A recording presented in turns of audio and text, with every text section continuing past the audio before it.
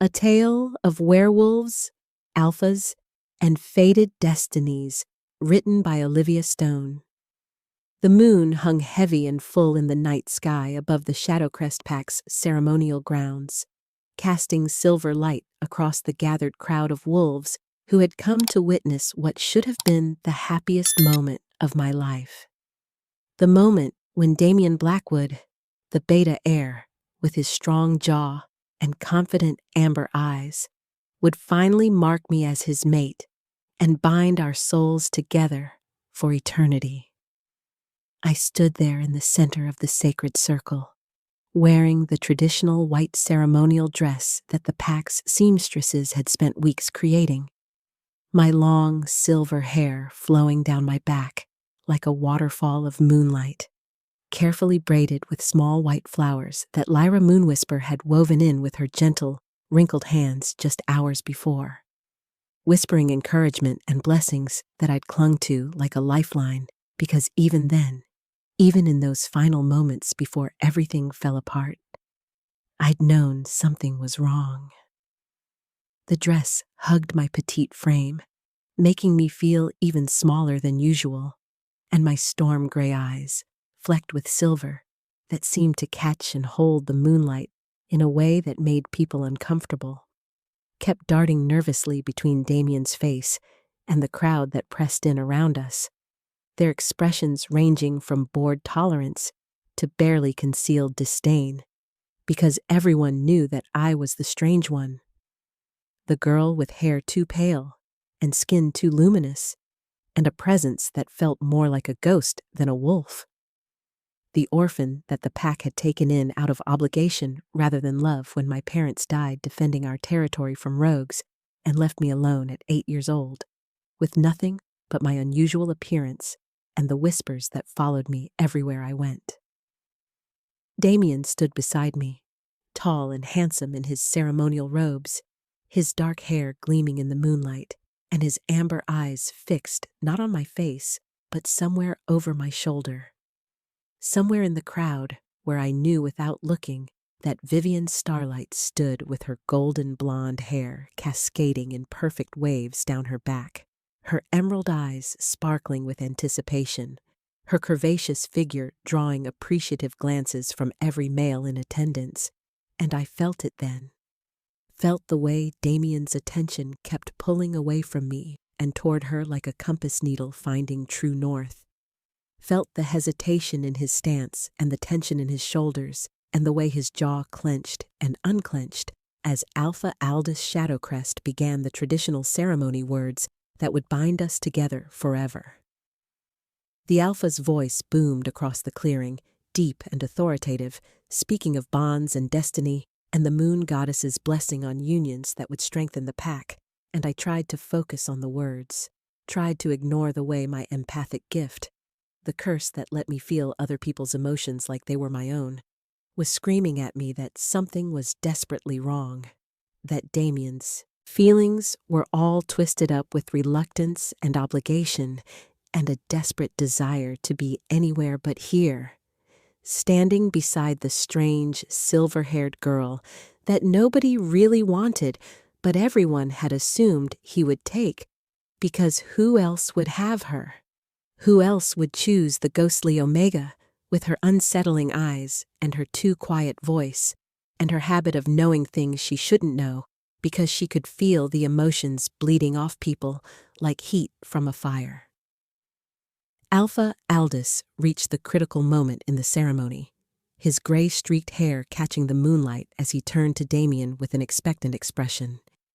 His voice ringing out clear and commanding as he said the words that I had dreamed of hearing since I was 16 years old, and first realized that Damian Blackwood, my childhood friend who had been kind to me when others were cruel,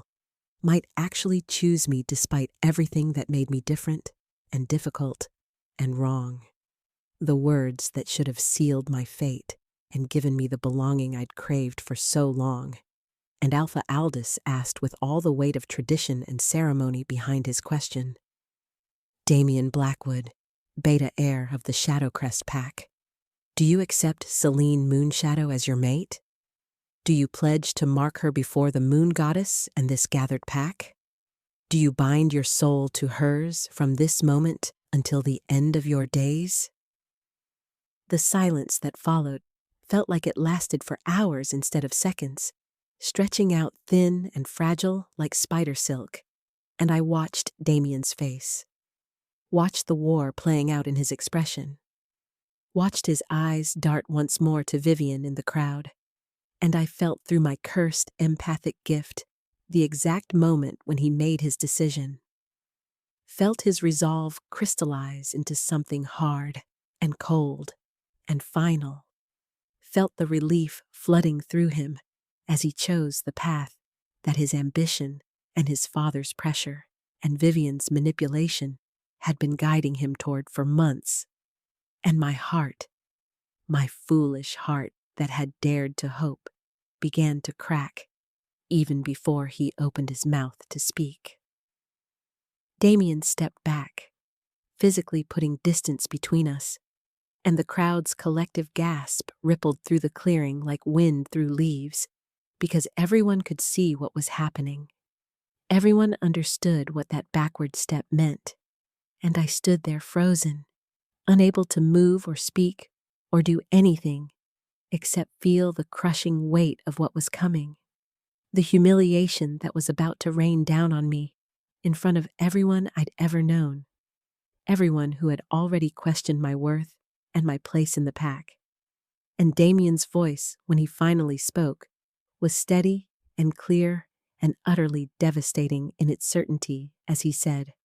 "I cannot accept this bond, Alpha Aldis. I cannot mark Celine Moonshadow as my mate because she is not strong enough to stand beside a beta heir. She is too weak in both body and spirit to be the partner I need. Her soft heart and her strange gifts make her a liability rather than an asset, and I refuse to bind myself to someone so ordinary, so forgettable, so fundamentally inadequate for the position she would need to fill as my mate." Each word hit me like a physical blow, like claws ripping through skin and muscle and bone, and my empathic gift forced me to feel not just my own crushing devastation, but also Damien's relief, his excitement at what he was about to do next. The way he was already mentally reaching for Vivian, already imagining the life he would have with someone beautiful and accomplished and normal.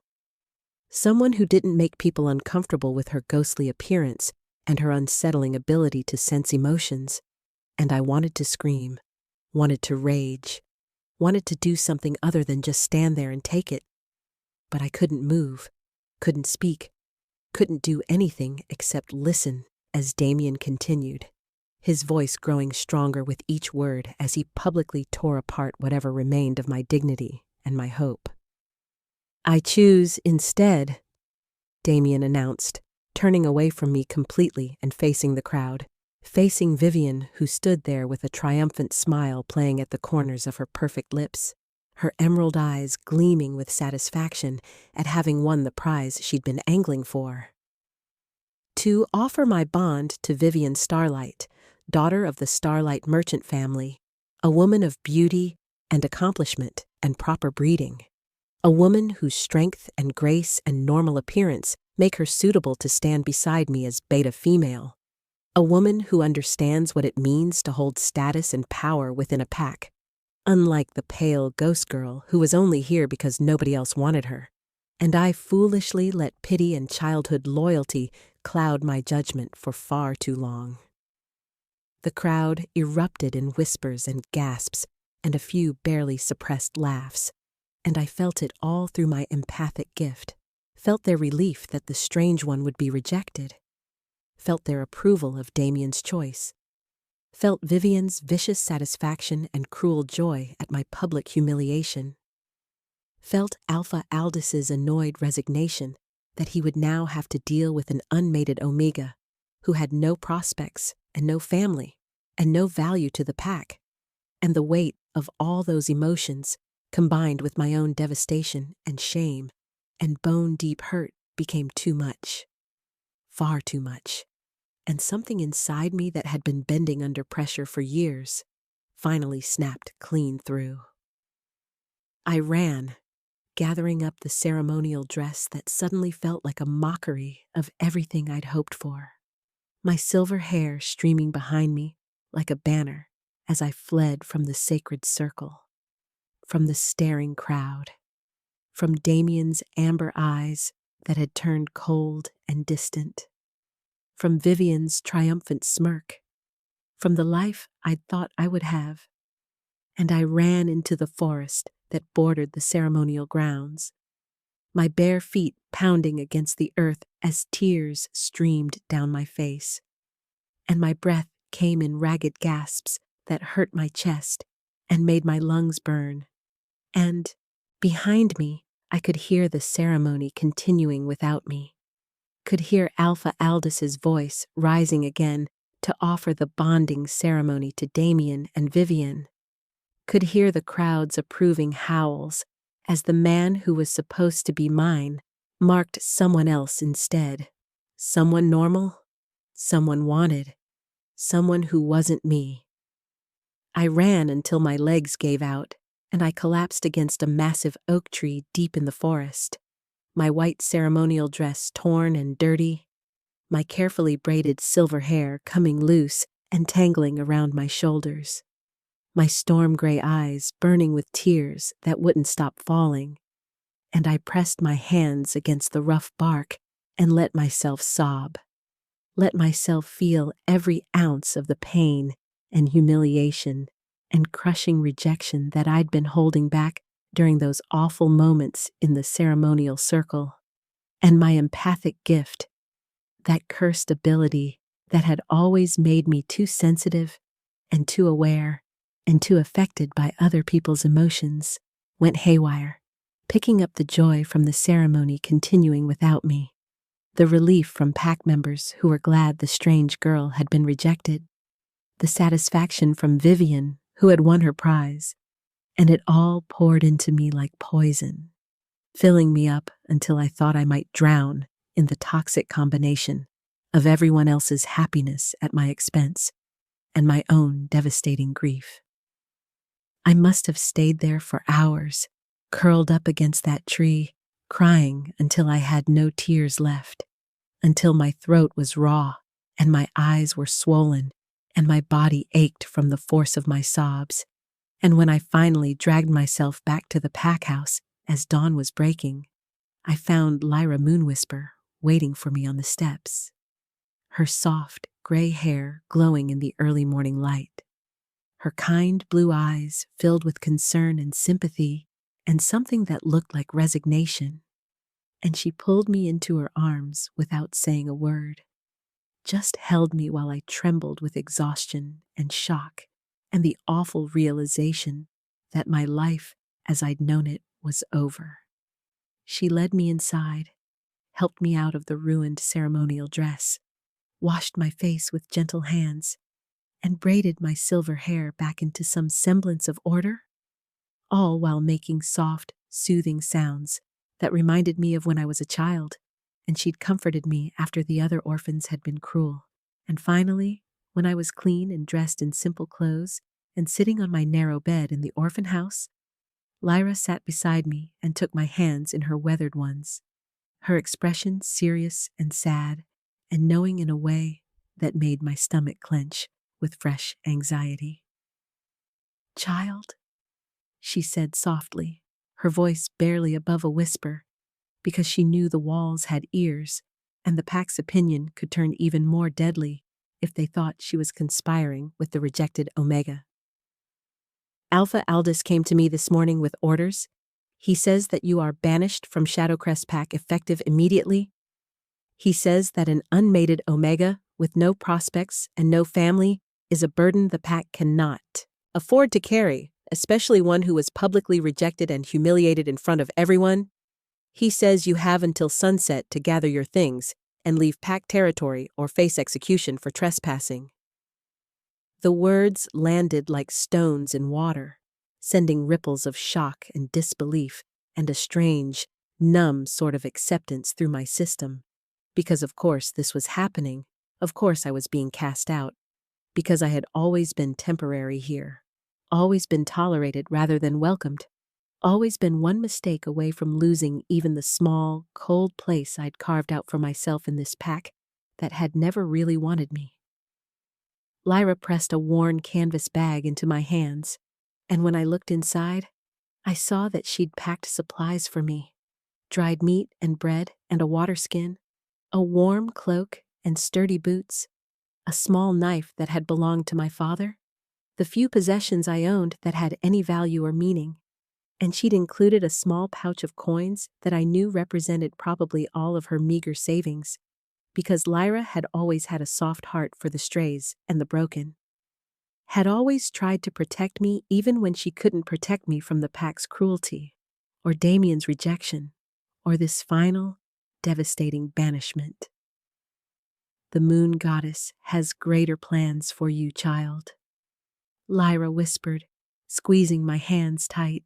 her blue eyes intense and fervent with belief that I couldn't share, couldn't begin to understand. Your silver hair marks you as special, marks you as chosen for something beyond this pack's narrow understanding. Never forget that. Never forget that rejection is just redirection, that sometimes we have to lose everything to find what we're truly meant for. I wanted to believe her, wanted to cling to her words like they were a lifeline, but all I could feel was the crushing weight of being unwanted, being cast out, being told in the clearest possible terms that I had no value, no place, no future.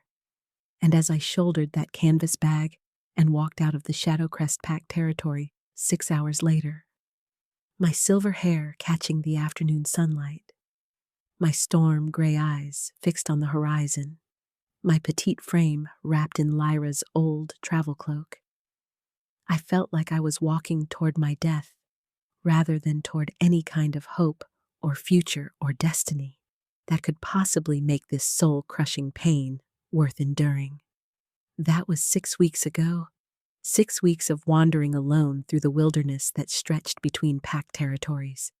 6 weeks of sleeping in caves and under trees,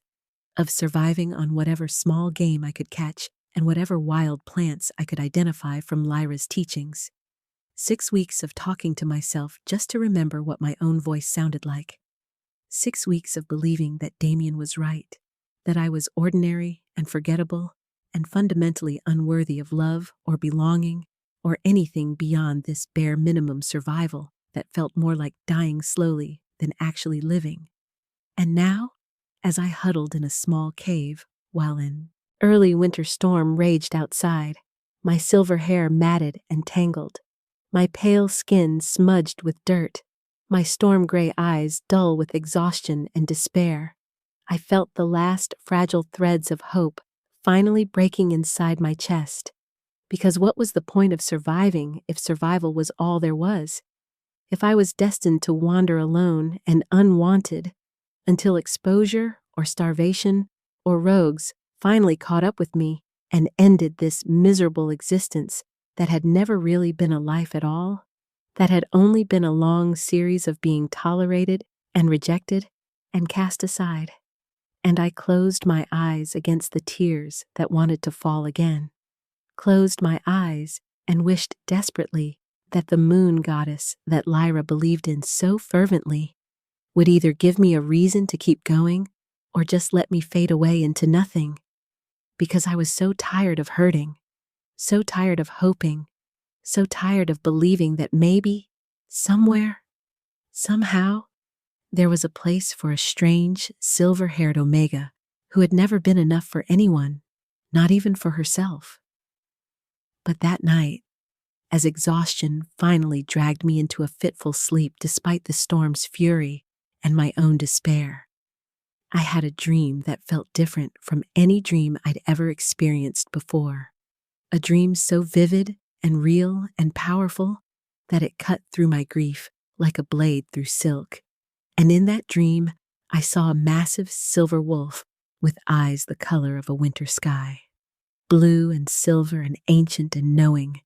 standing on a mountain peak with moonlight pouring down around him like liquid starlight. And that wolf turned to look directly at me,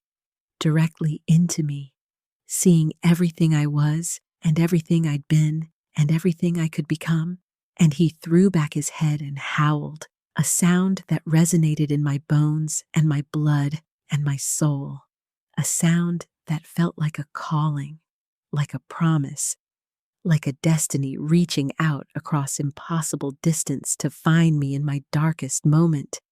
And when I woke with tears streaming down my face and my heart pounding so hard I thought it might burst from my chest,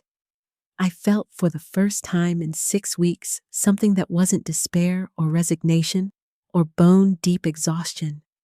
I felt a pull, an inexplicable, undeniable pull toward the north, toward something I couldn't name or understand, but that my soul recognized as profoundly important, and I made a decision that changed everything. I decided to follow that pull, to trust that strange dream and that even stranger calling, to believe that maybe, just maybe, Lyra had been right about the moon goddess having greater plans, because what did I have to lose when I'd already lost everything, when I was already living in the space between survival and death, when hope was the only thing more dangerous than despair, but also the only thing that might possibly save me from fading away into nothing and being forgotten completely. Just another rejected Omega who wasn't strong enough, or beautiful enough, or normal enough to matter to anyone. And 3 days later,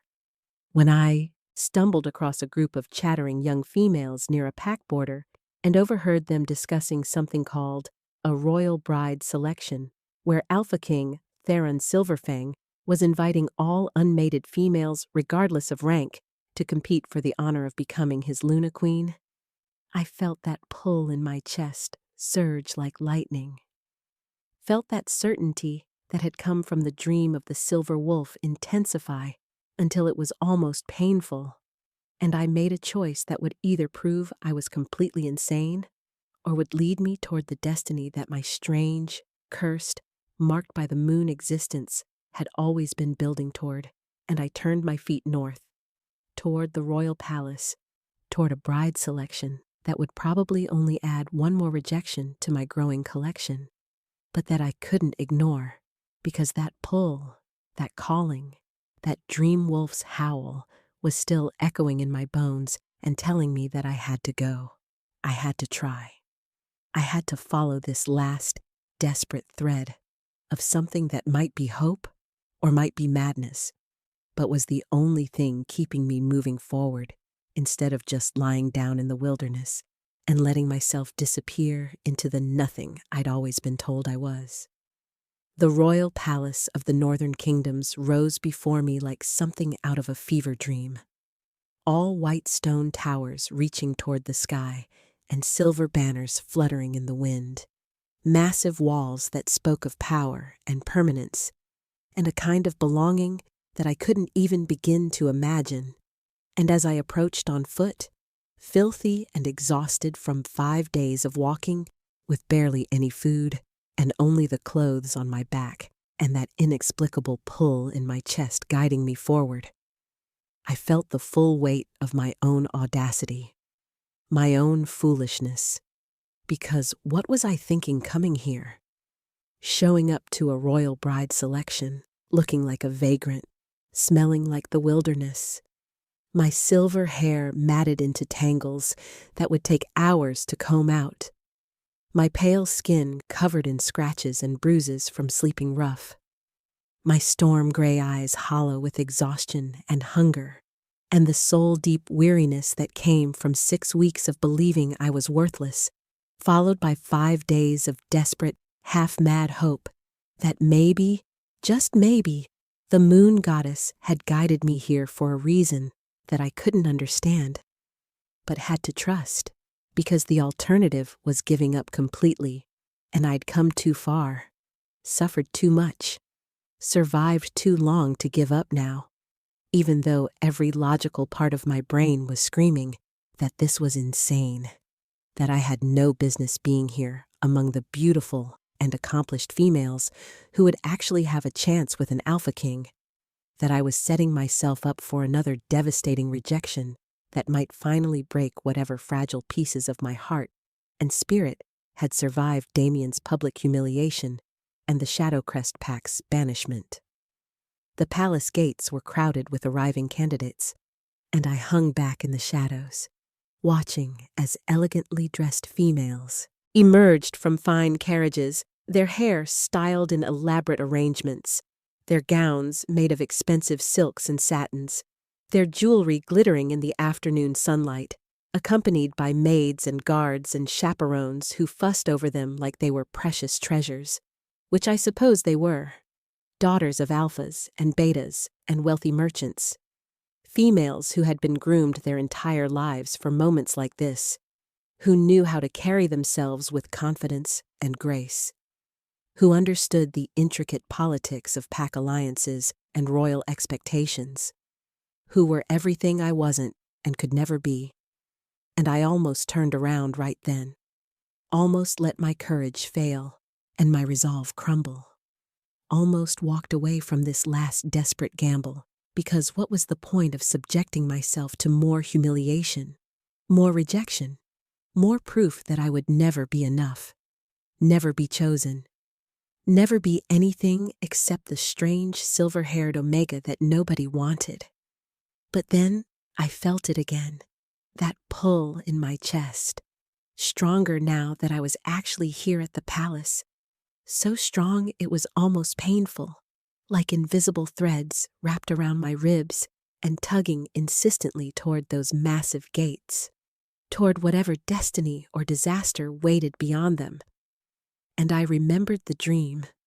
remembered the silver wolf with those knowing blue-silver eyes, remembered the way his howl had resonated in my very bones with a certainty that transcended logic or reason or common sense. And I took a deep breath that hurt my chest and tasted like fear and desperation and the kind of courage that only comes when you've already lost everything and have nothing left to protect. And I walked forward, my worn boots crunching on the gravel path, my matted silver hair catching the light despite its tangled state, my storm-gray eyes fixed on those gates with a determination that surprised even me, because I had come too far to turn back now, had followed that inexplicable calling across too many miles of wilderness to let fear stop me at the threshold, and if I was going to be rejected again, at least this time it would be after trying, after following the one thing that had felt true and right and important since the night my entire world fell apart in that ceremonial circle under the watching moon. The guards at the gate looked at me with undisguised contempt when I approached, their expressions shifting from professional neutrality to barely concealed disgust as they took in my appearance, my dirt-stained travel cloak and worn clothing, my obvious exhaustion and lack of proper preparation, my complete absence of the wealth and status that every other candidate wore like armor, and the taller guard, a massive man with a scar across his jaw and cold brown eyes, held up his hand in a stopping gesture that made it clear I wasn't welcome, his voice harsh and dismissive as he said, "Move along, vagrant. This is a royal event and we don't have time for beggars or rogues. The bride selection is for actual candidates, females of quality and breeding, not for whatever you are. So turn around and leave before we have you arrested for trespassing on royal grounds." His words hit me like physical blows, each syllable confirming what I'd always believed about myself, that I wasn't good enough, wasn't worthy, wasn't the kind of person who belonged in places like this, and my empathic gift flared painfully, forcing me to feel his contempt and annoyance and the absolute certainty in his mind that I was worthless, was nothing, was an insect to be brushed aside without a second thought. And for a moment, I couldn't breathe, couldn't speak, couldn't do anything except stand there and absorb the familiar pain of being dismissed, being judged, being found wanting before I'd even had a chance to try. But then something inside me, something that had been battered and broken but not quite destroyed, pushed back against that pain and humiliation, and I found my voice, quiet and steady, despite the trembling in my hands, despite the way my legs felt like they might give out at any moment, despite the crushing weight of his contempt pressing down on me like a physical force. And I said with as much dignity as I could muster, "I'm here for the bride selection. I know I don't look like the other candidates, and I don't have fine clothes or jewelry or attendants, but the royal proclamation said that any unmated female of age could attend regardless of rank or status, and I walked for 5 days to get here because something told me I needed to come, needed to try, needed to see this through, even though I know it's probably foolish and I'll probably be rejected again. But I'm here, and I have the right to enter, according to the king's own words in the proclamation. So please, let me through."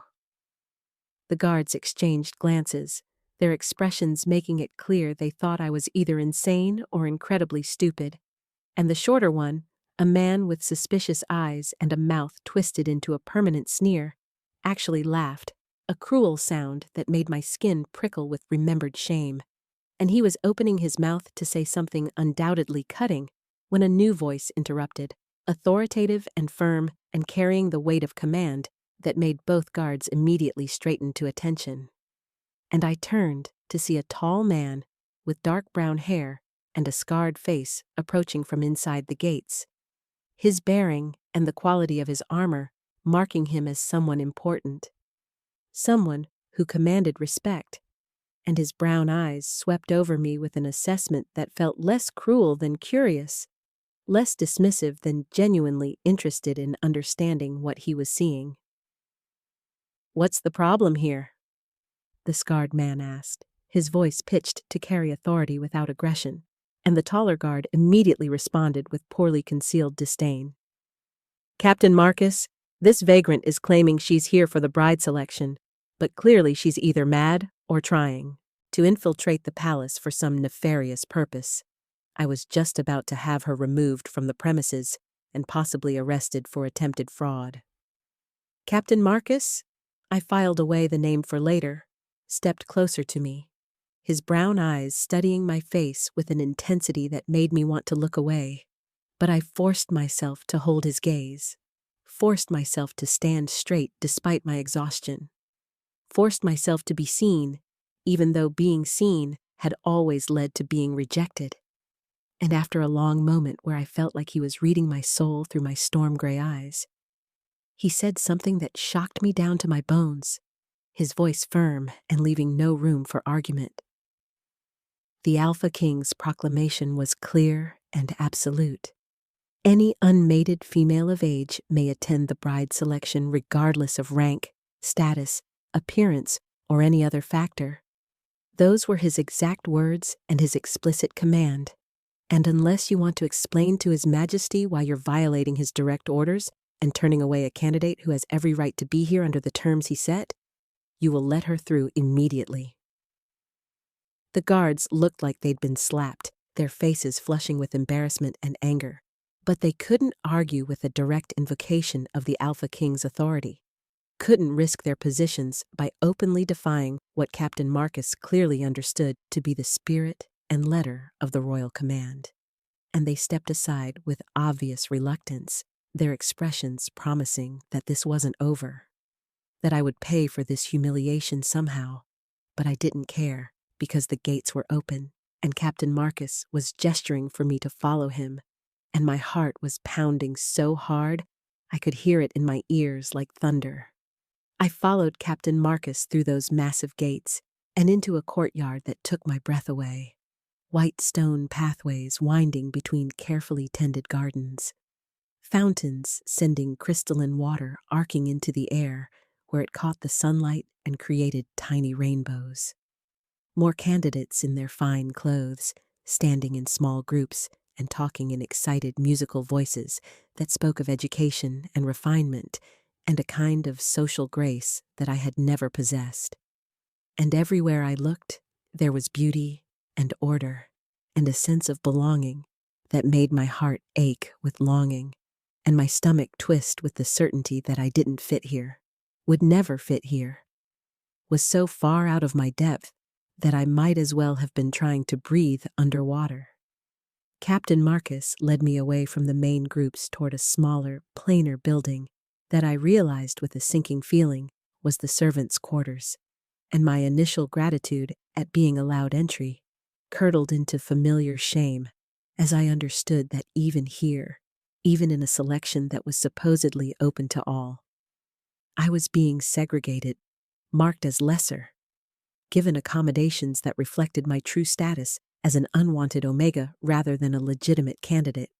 And I wanted to protest, wanted to demand to be treated like the others. But the words died in my throat because what right did I have to demand anything when I'd shown up looking like a vagrant,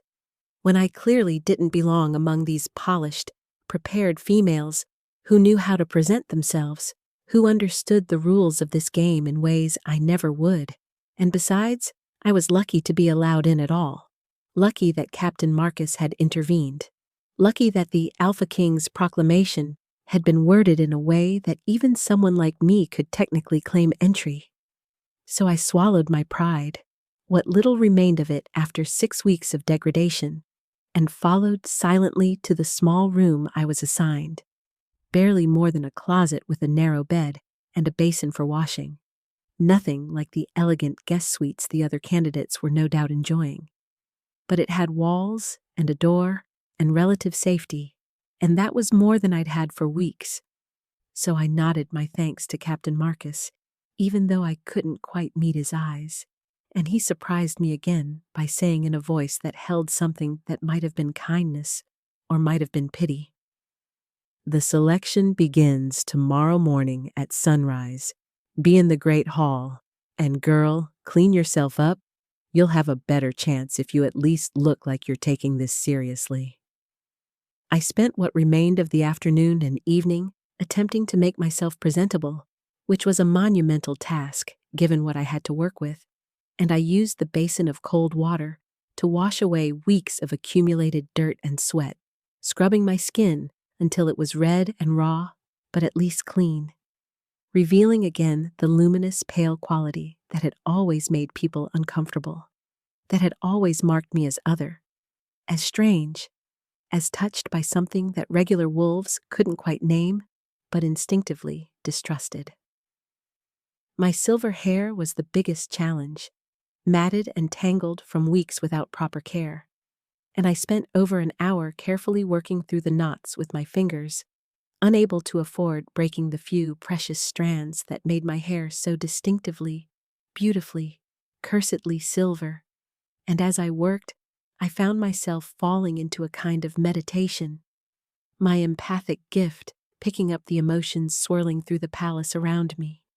Excitement and anxiety and fierce, competitive determination from the other candidates, amusement and skepticism from the palace staff, and underneath it all, somewhere distant but growing closer, a presence that made my skin prickle with awareness, a consciousness that felt vast and powerful, and somehow impossibly familiar, like the silver wolf from my dreams. And I wondered if I was finally going completely mad, if the stress and trauma and desperate hope had broken something fundamental in my mind. But the presence felt so real, so tangible, that I couldn't dismiss it as mere imagination or wishful thinking. When my hair was finally clean and combed out, it flowed down my back like liquid moonlight, catching what little light came through my small window and seeming to glow with an inner radiance that I'd always tried to hide, always tried to minimize, because drawing attention to the thing that made me different had never ended well. But tonight, I let it shine, let it cascade freely, because if I was going to do this, if I was going to put myself through this selection process and risk another devastating rejection, then I might as well be honest about who and what I was. Might as well let them see the silver-haired Omega in all her strange, uncomfortable, marked by the moon glory, and let them judge accordingly. Because hiding hadn't saved me from rejection before, and wouldn't save me now. The dress Lyra had packed for me was simple compared to what I'd seen the other candidates wearing. Just a pale gray gown made of serviceable cotton rather than silk, with no jewels or elaborate embroidery, no dramatic styling or fashionable cut. But it was clean and well made and fit my petite frame reasonably well. And when I put it on and looked at my reflection in the small, slightly warped mirror hanging on the wall, I saw a strange creature looking back at me, all silver hair and pale skin and storm-gray eyes that held too much knowledge of pain and rejection, too much wariness and too little hope, but also something else, something I couldn't quite name, a kind of stubborn determination, or maybe just desperate madness that made me look more alive than I'd felt in weeks. And I whispered to my reflection, to that ghost girl in the mirror who'd been rejected and banished and told she was nothing. Tomorrow, we find out if this was all for something or if we're just accumulating one more rejection to add to the collection. But either way, we came here, we followed the calling, we did the brave thing even when it terrified us, and that counts for something. That has to count for something. Sleep came eventually despite my anxiety, and when it did, I fell immediately into the dream realm where my gift for dream walking had always been strongest, even though I'd never fully understood or controlled it. And I found myself standing in a vast throne room made entirely of silver and moonlight, every surface gleaming and ethereal. And there at the far end, sitting on a throne that seemed carved from starlight itself, was the silver wolf from my previous dream, massive and magnificent, and watching me with those knowing blue-silver eyes that seemed to see straight through to my soul, seeing every wound and every fear and every desperate hope I'd tried to hide even from myself. I walked toward the wolf without conscious decision, my feet carrying me forward across that impossible dream floor that felt solid and insubstantial at the same time. And as I got closer, I realized the wolf wasn't alone. There were shadows swirling around the throne, memories or visions, or something else entirely. And I caught glimpses of a young male losing his parents, the weight of a crown settling on shoulders too young to bear it, years of loneliness and duty, and the crushing responsibility of ruling while feeling utterly alone. Hundreds of faces of potential mates rejected because none of them felt right, felt real, felt like the connection his soul was desperately seeking. And underneath it all was a bone-deep exhaustion that mirrored my own. A weariness that came from carrying burdens alone, from being strong for everyone else while having no one to be strong for you, from maintaining a facade of certainty and control while feeling lost and isolated, and wondering if you would ever find the one person who could see past the armor to the vulnerable soul underneath. And I felt it all through my empathic gift, felt his emotions like they were my own, felt his loneliness echoing my loneliness,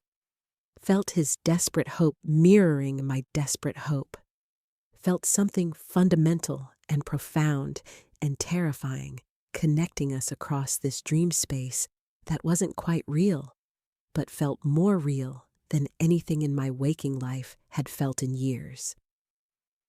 The wolf spoke, though not with words, but with a kind of soul-deep communication that bypassed language entirely. And what he communicated was a question, a yearning, a recognition that made my heart stutter in my chest and my breath catch in my throat. And he was asking without asking if I was real, if I was truly here, if I was the one from his own dreams, the silver-haired female whose face he could never quite see, but whose presence he'd been feeling for years, calling out to through the dream realm without knowing if anyone would ever answer. and I tried to respond, tried to tell him, yes, I'm here. I came because you called me, because your howl resonated in my bones, and I couldn't ignore it, even though I don't understand what this means, or what we are to each other, or why the moon goddess would connect an Alpha King to a rejected, banished Omega who has nothing to offer except her broken heart and her cursed gifts. But before I could formulate that response into something coherent, before I could bridge the gap between us and make this connection solid and real and undeniable, I felt myself being pulled back, yanked out of the dream by someone roughly shaking my shoulder, and I gasped awake to find a stern-faced palace servant standing over my bed, her expression making it clear she did not appreciate having to wake the vagrant Omega who didn't belong here, and she said in a voice sharp with disapproval, "The Great Hall. Immediately the selection is beginning, and stragglers will be disqualified. So move yourself before you waste everyone's time more than you already have." I scrambled out of bed, my heart still pounding from the dream, from that impossible connection with the Silver Wolf, who I now understood with absolute certainty was the Alpha King himself, was Theron Silverfang, whose call I'd been following, whose presence I'd been feeling pulling me north with inexorable force. And I dressed, quickly, my hands trembling with nerves and residual dream emotion, braided my silver hair into a simple plait that hung down my back, and followed the servant through corridors that seemed designed to intimidate, all soaring ceilings and expensive artwork and polished floors that reflected distorted images of my inadequate self, until we reached the massive doors of the Great Hall, where hundreds of candidates were already assembled, all of them looking like they belonged in this palace in ways I never would. And I slipped in at the back, trying to make myself invisible, trying to avoid drawing attention, but my silver hair caught the morning light streaming through the tall windows and seemed to glow with that unnatural luminescence that had always marked me as different. And I felt eyes turning toward me, felt the weight of judgment and curiosity and contempt from the other candidates who had noticed the vagrant in her simple gray dress standing among them, and my empathic gift flared painfully, overwhelming me with their emotions, their certainty that I didn't belong, their amusement at my audacity, their anticipation of watching me fail and be humiliated, and I wanted to run, wanted to flee before the rejection could come. But I forced my feet to stay planted, forced my storm-gray eyes to focus on the dais at the front of the hall, where any moment now the Alpha King would appear, where I would finally see in waking life the male whose dreams I'd been walking, whose loneliness I'd felt echoing my own, whose soul seemed somehow, impossibly, connected to mine in ways I didn't understand but couldn't deny. And then the massive doors behind the dais opened, and he walked through, tall and powerfully built and breathtakingly handsome with silver hair that caught the light just like mine did, and our eyes met across that crowded hall. His silver-blue gaze locking onto my storm-gray one with such intensity that I felt the mate bond snap into place between us like lightning striking, felt the recognition and certainty and overwhelming rightness of it slam into me with such force that I physically staggered, felt through my empathic gift the exact moment when he recognized me as the female from his dreams, the one he'd been calling to, the one marked by the moon, and I saw his eyes widen fractionally, saw his carefully controlled expression crack just slightly, saw him take a sharp breath that told me he felt it too, felt the bond, felt the connection, felt the moon goddess's hand in this impossible meeting between a powerful Alpha King and a rejected Omega who had nothing to offer except her broken heart and her desperate hope that maybe, just maybe, this time being chosen wouldn't end in devastation.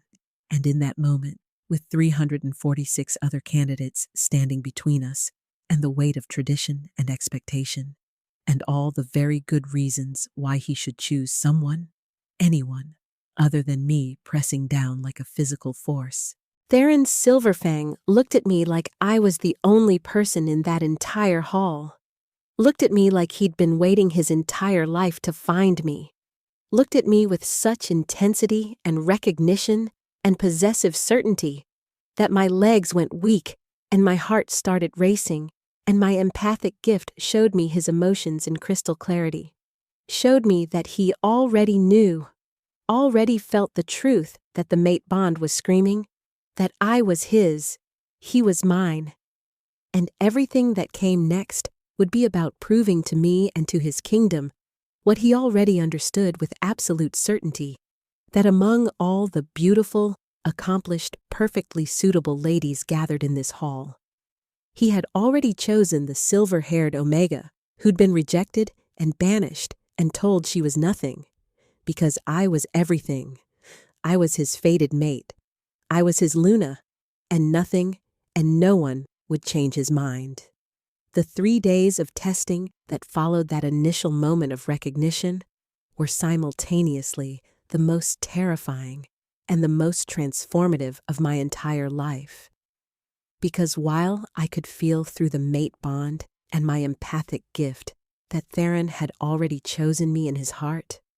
already knew with the certainty that came from prophecy and dream-walking, and the moon goddess's undeniable hand that I was meant to be his Luna, he still needed to prove to his kingdom, to his skeptical nobles, to the 346 other candidates who were all more qualified and suitable than me in every conventional way, that the strange silver-haired Omega, who'd shown up looking like a vagrant, wasn't just a momentary fascination or a temporary madness, but genuinely possessed the qualities needed to stand beside an Alpha King and lead the northern kingdoms with wisdom and compassion and strength. The first test had been about compassion in action, and while the other candidates had explored the palace gardens and noble quarters, had admired architecture and discussed politics, and shown off their accomplishments to anyone who would pay attention, I had followed my healer's instincts and my empathic gifts pulled toward pain, and found myself in the servants' infirmary where an elderly Omega was dying of fever. Neglected because everyone was too focused on the selection to care about the invisible people who kept the palace running, and I had spent 3 hours caring for her and the other ailing servants, using the healing knowledge that Lyra Moonwhisper had taught me during those long years in the Shadowcrest Pack orphanage, and I hadn't known, hadn't suspected, that Theron was watching me the entire time, disguised among his own servants, observing how I interacted with people who could offer me nothing in return, people who had no power or status or ability to influence my chances in the selection. And he told me later, much later, when we lay together in the quiet darkness of our shared chambers, that watching me gentle that elderly Omega's fever with such tenderness while singing her a soft lullaby, watching me work tirelessly without seeking recognition or reward, watching me see and value the invisible people that everyone else overlooked. That was the moment when his intellectual certainty became emotional truth, when he knew not just that I was his fated mate, but that I was exactly the kind of Luna his kingdom needed, someone who would lead with her heart, who would protect the vulnerable, who would never forget what it felt like to be dismissed and invisible and told you didn't matter. The second test had been about wisdom and the courage to stand by your convictions, even when it was uncomfortable. And when Theron presented us with that hypothetical scenario about 2 feuding packs, one powerful and one weak, most of the candidates had chosen the politically safe answer, had sided with power because power was what they understood, what they valued, what they'd been taught to respect and cultivate. But when my turn came, I had spoken from my heart rather than from strategy, had said that a Luna's role wasn't to choose sides, but to find solutions that preserved everyone's dignity, that the weak deserved protection precisely because they were weak, that power didn't need defending, but vulnerability did. And I had watched Theron's silver blue eyes intensify with something that looked like pride and possessive satisfaction as I spoke. Had felt through our developing bond, his approval and his certainty, that I understood something fundamental about leadership that couldn't be taught, only lived, only learned through personal experience of powerlessness and rejection and being the one who needed protection, but rarely received it. When he'd announced that candidates who chose power over wisdom would be dismissed, when over half the remaining candidates had been eliminated, including some of the most beautiful and accomplished females who'd been certain of their superiority, I had felt their shock and outrage and disbelief through my empathic gift, had felt them looking at me with hatred and confusion, because how dare the vagrant Omega still be present when they, with all their advantages and qualifications, were being sent home. And I had wanted to shrink away from their hostility, had wanted to apologize for still existing in a space where I clearly didn't belong. But then, Theron's gaze had found mine across that hall, and something in his expression, some combination of fierce protectiveness and absolute certainty, had steadied me, had reminded me that I wasn't here by accident or by mistake, that the moon goddess had guided me to this place for reasons that transcended conventional wisdom or social expectations. And I had lifted my chin and met the hostile stares with as much dignity as I could gather, had refused to apologize for passing tests that revealed character rather than status, had chosen to trust in the path that was unfolding before me, even though it terrified me. The final test had been the most difficult, not because of any external challenge, but because it required me to face my own demons, to confront the internalized belief that I was worthless and unworthy and fundamentally broken. And when High Priestess Ilara had guided me into that sacred dream-walking trance, when I'd been forced to relive my rejection by Damien and see through my empathic gift all the ways I had rejected myself first, all the ways I had diminished my own worth and hidden my gifts and made myself small in a futile attempt to be acceptable to people who would never truly value me. I had finally understood that the moon goddess's question wasn't whether I could be perfect or powerful or conventionally suitable, but whether I could choose myself, could accept my own worth, could stand in my truth even knowing that it made me different and uncomfortable and challenging to people who preferred their Lunas to be decorative rather than disruptive. The vision had shown me a future where I stood beside Theron as his Luna, using my dream-walking gift to heal the emotional wounds of their people, bringing peace through understanding and empathy rather than force or politics. But it had also shown me the challenges, the nobles who would question my fitness, the enemies who would target my vulnerabilities, the weight of responsibility that would press down on my shoulders every single day for the rest of my life. And the moon goddess had asked if I would accept this path, if I would choose myself knowing the difficulty ahead. And I had cried and trembled and felt the full weight of that choice. But ultimately, I had said yes, had chosen to believe that I was made for purpose, that my differences were strengths rather than weaknesses, that being marked by the moon with silver hair and empathic gifts meant I was meant for something greater than hiding in the shadows and accepting whatever scraps of belonging others might deign to throw my way. And when I had emerged from that trance, with tears streaming down my face and my soul feeling cracked open and vulnerable, but also strangely whole,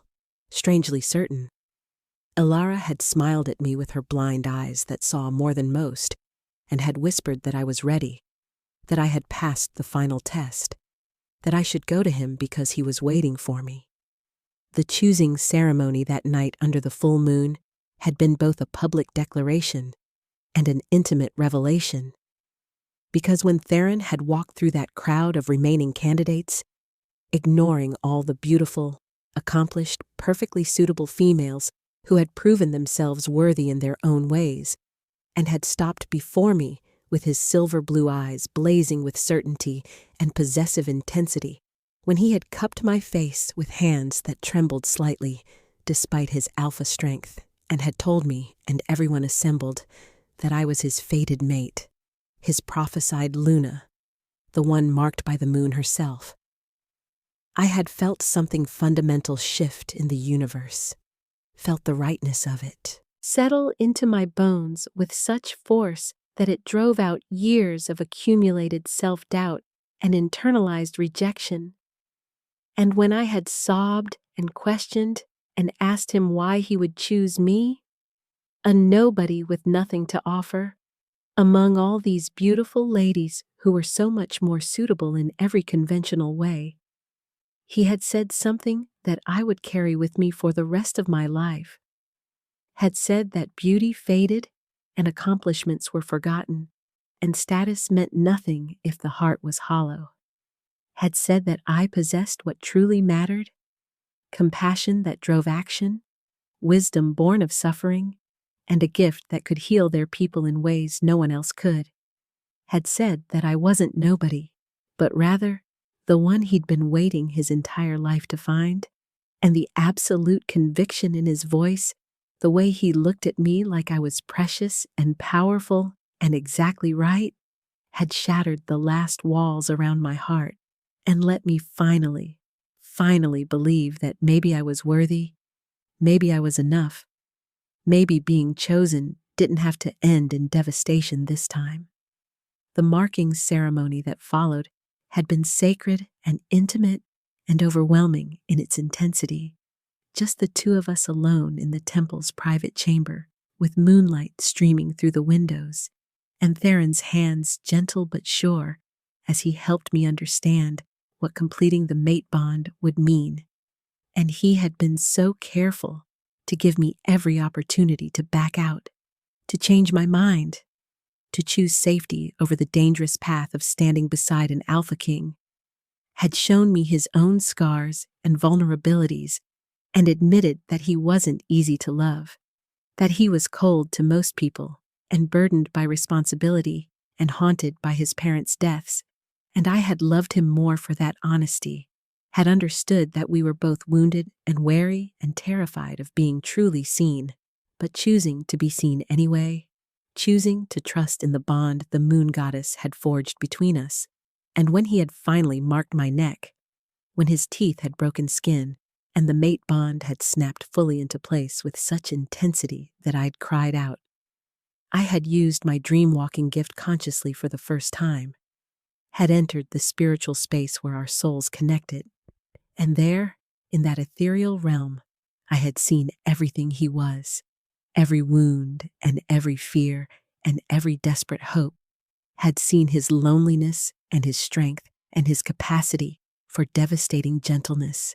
And he had seen me just as completely, had seen my scars and my gifts and my terror and my courage, and we had accepted each other wholly, without reservation,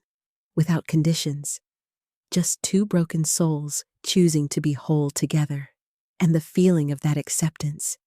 that complete and unconditional valuing of everything I was, including the parts I'd been taught to hide, had healed something in me that I hadn't known was wounded, had filled spaces in my soul that had been empty for so long, I'd forgotten they existed. And when we had made love afterward, when we had sealed the bond physically as well as spiritually, I had felt for the first time in my entire life what it meant to be wanted, to be chosen, to be cherished, not despite my differences, but because of them. Because I was exactly who I was meant to be, and that was not just enough, but perfect, precious, irreplaceable. The public coronation 3 days later had been surreal, standing before thousands of assembled wolves, wearing a gown of silver silk that made me look like moonlight given form. My long, silver hair, adorned with crystals that caught the light and made me appear ethereal and otherworldly and powerful in ways that I was only beginning to understand. And when that crown had been placed on my head, when High Priestess Alara had proclaimed me Luna Queen and called upon the moon goddess's blessing, my dream-walking gift had flared with such intensity that everyone present had felt it, had felt a wave of peace and emotional healing wash over them, and the gasps of awe and wonder from the crowd had told me that they understood now, understood that I wasn't chosen despite being different, but because my differences gave me abilities their kingdom desperately needed, abilities to heal not just physical wounds, but the emotional and spiritual trauma that wolves carried silently, the pain that went unseen and unaddressed because no one had the gift to perceive it, let alone treat it. And I had looked out at that crowd and seen in their faces something I'd never seen directed at me before. Not tolerance or pity or contempt, but genuine respect, acceptance, even gratitude. And I had understood that I wasn't going to have to fight for belonging here, wasn't going to have to prove my worth over and over again, because Theron had proven it for me, had stood before his entire kingdom and declared that I was exactly what they needed, and his certainty had given them permission to see what he saw, to value what he valued, to accept that sometimes the moon goddess's wisdom transcended conventional expectations and social hierarchies. 2 weeks later, when we had visited Shadowcrest Pack, and I had faced Alpha Aldous and Damien and all the wolves who had rejected me and cast me out, I had discovered that forgiveness wasn't about them deserving it, but about me refusing to carry the poison of resentment in my heart. And I had told them with quiet dignity that I forgave them. Not because what they'd done was acceptable, but because holding on to anger would only hurt myself, and I had watched Damien break down and confess his regret and his blindness, had felt through my empathic gift his genuine remorse and self-recrimination, and I had been able to look at him with compassion rather than bitterness, had been able to acknowledge that his rejection, as devastating as it had been in the moment, had actually been a gift in disguise, had been the moon goddess's way of redirecting me toward my true destiny.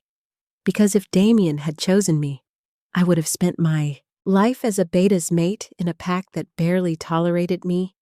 would have hidden my gifts and diminished myself and never discovered what I was truly capable of becoming, would have survived but never thrived, existed but never truly lived. And I could see now with the clarity that comes from distance and healing that everything, every rejection, and every moment of suffering had been necessary to bring me to exactly where I was meant to be, standing beside an alpha king who valued me completely, leading a kingdom that needed my specific gifts, using my dream-walking abilities to heal emotional wounds on a scale I'd never imagined possible. And that realization, that understanding that my pain had purpose, that my suffering had meaning, that the moon goddess's plan had been unfolding perfectly, even when it felt like I was drowning in despair, had set me free in ways I couldn't fully articulate. Now, 2 years later, I stood on the palace balcony with my hand resting on my swollen belly, where our daughter grew strong and healthy, her presence already bright in my dream-walking awareness, already showing signs of the gift that would let her heal others the way I'd learned to heal. And Theron stood behind me with his arms wrapped around me and his chin resting on my shoulder, and we looked out over the kingdom that had become truly ours, truly home. And I thought about how impossibly far I'd traveled from that broken girl who'd fled a rejection ceremony believing she was worthless, how much I'd grown and changed and learned about my own strength. And I whispered to the moon that hung full and bright above us, whispered my gratitude for marking me, for giving me gifts that had felt like curses until I understood how to use them, for leading me through the wilderness and the darkness and the despair to this moment of perfect peace and belonging. And Theron heard my whisper and turned me to face him. His silver blue eyes soft, with the love that still amazed me every single day, with its constancy and depth. And he said what he'd said so many times before, but that I never tired of hearing. Said that I had saved myself by being brave enough to follow the calling, brave enough to choose myself, brave enough to believe that maybe the moon goddess knew what she was doing, even when everything looked hopeless, and all he had done was recognize what was already there, the strength and compassion and wisdom that had been mine all along, but that I'd needed to claim for myself before anyone else could see it. I had learned so much in these 2 years about what it meant to be Luna, about using my dream-walking gift to enter the dreams of troubled wolves and help them process trauma and grief and fear, about the way emotional healing could transform entire packs from violent and fractured to peaceful and unified, about how my empathic abilities let me perceive problems before they became crises and address them with compassion rather than force. And I had discovered that being different, being marked by the moon, being the strange silver-haired Omega who didn't fit conventional expectations, wasn't a weakness or a curse, but rather the exact qualification the Northern Kingdoms had needed in their Luna, because they didn't need another beautiful ornament or political alliance or powerful warrior. They needed a healer, a dream walker, someone who could see and value and protect the vulnerable, someone who led with her heart because her heart had been broken enough times to understand that everyone carried wounds that needed tending, and I had become that for them,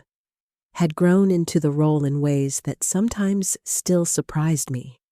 And every time a young wolf came to me feeling rejected or unwanted or convinced they were broken beyond repair, I would take their hands and tell them my story, would tell them about being publicly rejected and banished and told I was nothing, about walking into the wilderness with no hope, about following a calling I didn't understand to a palace where I didn't belong, about standing in a hall full of beautiful, accomplished, perfectly suitable candidates and being chosen anyway. Chosen not despite my differences, but because of them. Chosen because the Alpha King looked past external qualifications and saw my heart, saw my gifts, saw my soul, and I would watch understanding dawn in their eyes, watch hope kindle where there had been only despair, watch them begin to believe that maybe their differences weren't weaknesses, but rather signs that they were meant for something specific, something important, something that required exactly who they were in all their strange, uncomfortable, magnificently unique glory. The moon hung above us now, full and bright and eternal, the same moon that had witnessed my rejection and my banishment and my desperate journey north, the same moon that had marked me before birth with silver hair and empathic gifts, the same moon that had guided me to the one person in all the kingdoms who would see me truly and choose me completely. And I thought about how the story I would tell our daughter, the story I would tell every young wolf who came to me seeking hope, wasn't really about being chosen by an Alpha King at all. It was about choosing myself, about believing in my own worth when the world told me I had none, about following the calling even when it seemed insane, about trusting that the moon goddess had a plan, even when that plan looked like suffering and rejection, and wandering alone in the wilderness. Because the truth I had learned, the truth that had set me free, was that among all the beautiful ladies with their perfect appearances and noble bloodlines and conventional suitability, the Alpha King chose the rejected Omega with silver hair, not because I was the most qualified by traditional standards, but because I had survived being broken and chosen to remain kind anyway, had suffered and chosen to stay compassionate, had been rejected and chosen to believe I still had worth, and that combination of resilience and gentleness, of strength forged in suffering and wisdom born of pain, was exactly what his kingdom needed, exactly what he needed, exactly what I needed to become to fulfill the destiny the moon goddess had marked me for before I was even born. And the greatest love stories, the ones that changed destinies and healed kingdoms, and proved that the moon goddess's wisdom transcended human understanding. Those stories didn't begin with perfection or suitability or meeting conventional expectations. They began with rejection,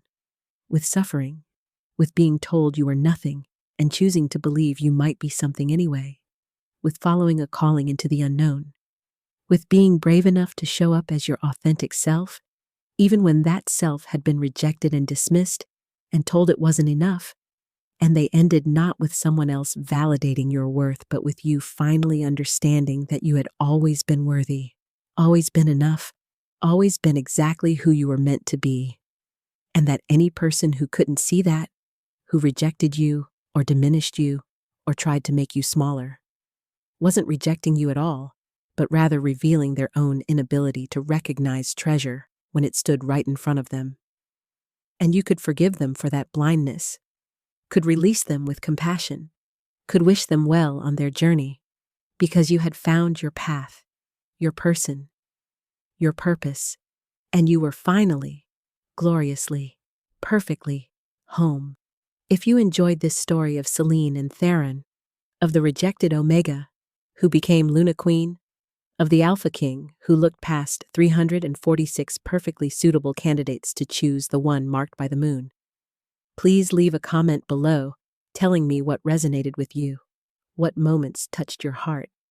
what you think about the idea that rejection is just the moon goddess's way of redirecting us towards something better. And don't forget to subscribe to this channel so you never miss another werewolf romance story, because I have so many more tales to tell about fated mates and second chances, and the way love can heal even the deepest wounds. Stories about rejected mates who find their true destinies, about alpha kings and powerful omegas,